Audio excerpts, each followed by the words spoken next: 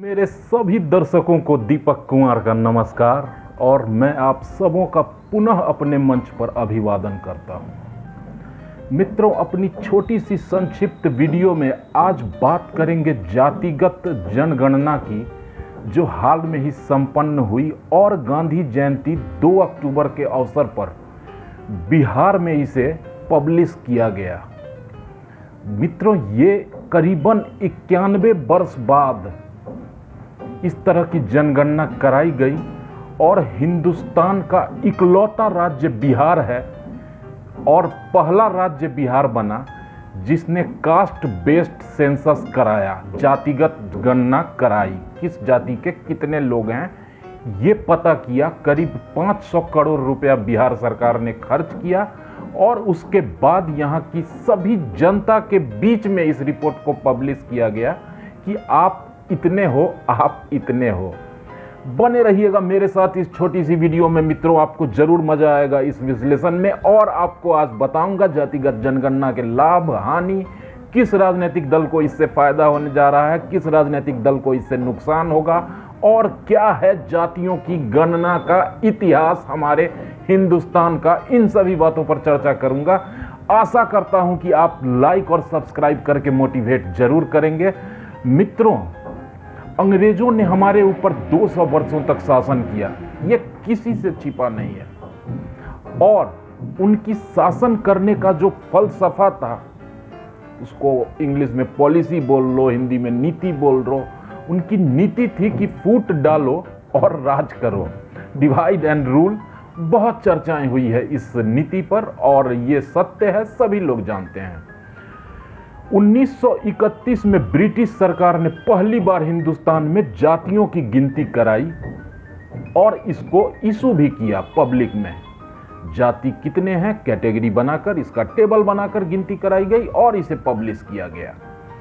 पुनः 1941 में जनगणना हुई, लेकिन उस बार वो जो जाति की तो गणना हुई ही, लेकिन इसे पब्लिक नहीं कर पाई ब्रिटिश सरकार। और इसके पीछे ब्रिटिश ने तर्क दिया था कि भैया इतना बड़ा टेबल तैयार नहीं हो पाया जातियों का, इसलिए हम इसे इशू नहीं कर पा रहे हैं। अगली जनगणना से पहले देश आजाद हो गया मित्रों, और 1951 में पुनः जनगणना हुई, जिसमें सिर्फ एससी और एसटी जातियों की गिनती कराई गई।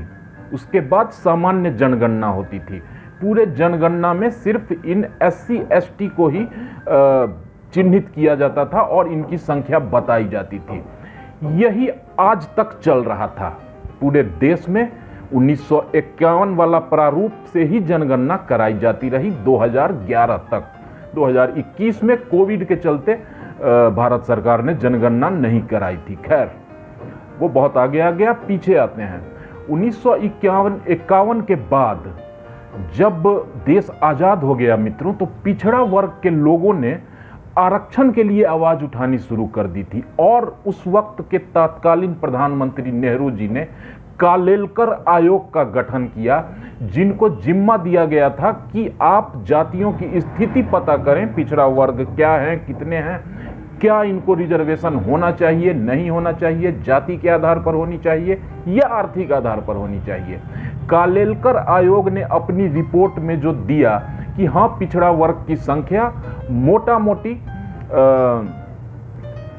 50% से अधिक है और इनको आरक्षण मिलना चाहिए। वैसे उसने ये नहीं कहा था आयोग ने कि भाई जाति आधार हो या आर्थिक स्थिति।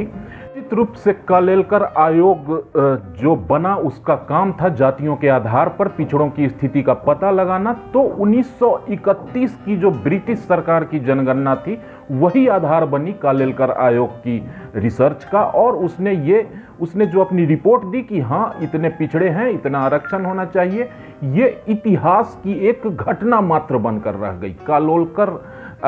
कालेलकर आयोग की किसी भी सिफारिश पर सरकार ने कोई विचार नहीं किया, न कुछ लागू किया। अब समय आता है मित्रों 1978, जब मोरारजी देसाई की सरकार देश में बनी। उन्होंने एक फिर से आयोग का गठन किया और ये आयोग बीपी मंडल की अध्यक्षता में बना, जिसे आप सब मंडल आयोग के नाम से जानते हैं। मंडल आयोग की सिफारिशें आई और उसे भी ठंडे बस्ते में डाला गया, चूंकि विवाद होने लगे आरक्षण की सीमा क्या हो, इस पर कोई आम राय नहीं बन पा रही थी। आरक्षण सिर्फ उस वक्त तक एससी और एसटी को दिया जाता था और उसके बाद कोई ऐसा ठोस डाटा या आंकड़ा उपलब्ध नहीं था कि कितने पिछड़े हैं, कितने अन्य पिछड़े वर्ग हैं, या अब नई नई कैटेगरीज बनी है। उस वक्त सिर्फ अन्य पिछड़ा वर्ग और एससी एसटी माना जाता था, तो कोई भी ओबीसी का कोई डाटा उपलब्ध नहीं था। सिर्फ 1931 की जनगणना के आधार पर ही जो कुछ किया जाना था वो किया जाना था। इसलिए बीपी मंडल जो आयोग था उसकी सिफारिशों को भी सरकार लागू नहीं कर पाई। वक्त आता है 1990 का मित्रों, वीपी सिंह की सरकार आती है और बहुत ही मजबूत तरीके से उसने मंडल आयोग की सिफारिशों को लागू कर दिया। मंडल आयोग की सिफारिश ये थी कि सभी सरकारी नौकरियों में अन्य पिछड़ा वर्ग यानी कि ओबीसी को 27% का आरक्षण दिया जाए। ये लागू होता है और पूरे देश में हिंसा भड़कती है, फिर भी कोई फर्क नहीं पड़ता। वीपी सिंह अड़े रहते हैं, ये सिफारिशें लागू होती हैं। सुप्रीम कोर्ट में मामला जाता है और सुप्रीम कोर्ट ने भी आरक्षण को वैध माना और आरक्षण की सीमा 50% तय कर दी। मित्रों, अब आता है मनमोहन सरकार का वक्त, जिसमें अर्जुन सिंह मानव संसाधन विकास मंत्री थे। उन्होंने फिर एक नई नीति लाई और इसके तहत उन्होंने कहा कि सरकारी संस्थानों में, शिक्षण संस्थानों में, IIM, IIT, medical college, engineering college और जितने भी सरकारी संस्थान हैं उनमें भी इन लोगों को आरक्षण दिया जाए जो पिछड़े हैं। इस बात पर भयंकर बवाल मचना शुरू हुआ, लेकिन अर्जुन सिंह और मनमोहन सरकार अड़ी रही, इसे भी लागू कर दिया गया। 2010-11 का दौर आया जब संसद में तमाम बड़े नेता, लालू यादव, शरद यादव, गोपीनाथ मुंडे, ये सब प्रमुख नेता थे जिन्होंने की जातिगत जनगणना की मांग जोर शोर से उठानी शुरू कर दी। और चूंकि ये सब सरकार में भी थे कई नेता इनमें से, इसलिए यूपीए सरकार को जाति जनगणना करानी पड़ी। लेकिन दुर्भाग्य मित्रों कि उन्होंने कराया और उसे पब्लिक नहीं किया। जाति जनगणना के पक्ष में हर दल खुद को खड़ा दिखाता है, लेकिन सच्चाई यही है कि कुछ ऐसे दल हैं जो जातियों की जनगणना नहीं चाहते। इसके पीछे अलग अलग तर्क हो सकते हैं, अलग अलग फायदा या नुकसान की राजनीति हो सकती है। मित्रों, बिहार एक लौता ऐसा राज्य बना पूरे देश में जिसने जाति की जनगणना कराई और इसके ऊपर विवाद भी शुरू हो गया है। सुप्रीम कोर्ट में इसके खिलाफ मामला चल रहा है जिसकी सुनवाई आगामी 6 अक्टूबर को तय है। इस पर बात विवाद होगा, क्यों सरकार इतनी जल्दबाजी में थी, क्यों जातियों की गणना कराई। इस तरह का अधिकार अभी तक राज्यों के पास नहीं था। अभी तक सरकारें जो केंद्र में होती थी, जो देश की सरकार थी, वही कराती थी जनगणना। तो ये किस तरीके से बिहार सरकार ने किस अधिकार के तहत ये काम कराया है, खैर ये अलग मुद्दा है। मेन मुद्दा ये है मित्रों कि समाज जो कि पहले से ही विभाजित है अलग अलग मुद्दे पर, धर्म को लेकर, अपने मजहब, पंथ, संप्रदाय को लेकर, देखते ही हैं आपकी हमेशा हिंसा और बहुत तरह की घटनाएं होती रहती है। उस समाज को और कई टुकड़ों में बांट दिया गया है जातियों की गणना कराकर। करीब 237 जातियों के आंकड़े बिहार सरकार ने जारी कर दिए हैं और नीतीश कुमार जी का बयान आया है कि सभी जातियों का उत्थान और विकास करेंगे। मुझे बड़ा दुख होता है और शर्मिंदगी भी होती है कि 20 सालों तक लगातार शासन करने के बावजूद भी नीतीश कुमार को अब जातियों की संख्या जानना इतना आवश्यक लग रहा है विकास करने के लिए। काश वो अभी 20 साल में क्या विकास किया ये बताते। उससे पहले उनके सहयोगी लालू यादव जी 15 सालों में क्या विकास किया। 35 वर्षों का विकास कहाँ गया इनका कि अब जाति की गिनती कराने के बाद ये लोग उत्थान और विकास का कार्य करेंगे। खैर, राजनेता हैं, राजनेता कहना इनको, ये तो संवैधानिक शब्द है मित्रों, इसको राजा बोलते हैं। ये लोग राजा हैं, ये कुछ भी कर सकते हैं। उसी तहत इन्होंने जातियों की गिनती कराई और लीक से हटकर इसको जारी भी किया। बिहार सरकार किसी भी राज्यों के अपने अधिकार से बाहर जाकर, चूंकि जनगणना केंद्र का अधिकार होता है, केंद्र का कार्य है, ये अलग जाकर कार्य किया है और निश्चित रूप से सुर्खियां मिल रही हैं इस खबर को। और इसे बहुत ऐतिहासिक कदम बताया जा रहा है। देखना दिलचस्प होगा कि राजनीतिक दल इस पर क्या राजनीति करते हैं। अभी से ही चूंकि आरक्षण की सीमा तय है 50% माननीय सुप्रीम कोर्ट द्वारा, लेकिन जनगणना में ऐसा आया है मित्रों कि सामान्य वर्ग सिर्फ 15% है।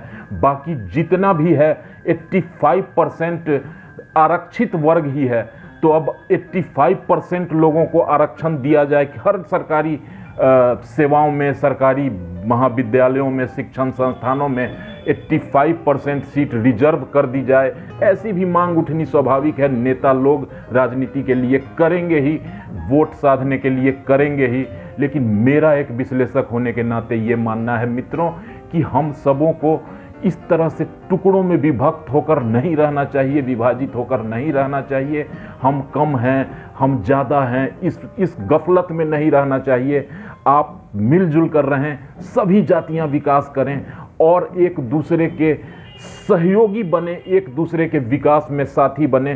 तो इस तरह की जातियों की राजनीति, आरक्षण की राजनीति, आरक्षण का लोभ लालच देकर वोट लेने की राजनीति पर निश्चित रूप से लगाम और अंकुश लगेगा। वैसे अगर आरक्षण की ही बात है तो भारतीय जनता पार्टी भी इस मामले में बाजी मार रही है।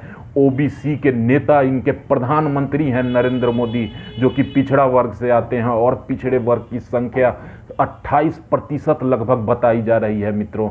उसमें अत्यंत पिछड़ा वर्ग जो है वो 36% है। उसमें जो अनुसूचित जनजाति है, जिसे आदिवासी कहते हैं, वो करीब 2.25% आया है निकलकर, और अनुसूचित जाति, जिसे हम आप दलित कहते हैं, वो करीब 19% है मित्रों। और अनारक्षित तो आपको पता ही है, जो जनरल कैटेगरी के लोग हैं वो 15% हैं। सभी धर्म के लोगों को मिलाकर अगर सिर्फ हिंदू में अनारक्षित लोगों की बात की जाए तो करीब करीब 10% अनारक्षित हिंदू इस बिहार में रहते हैं।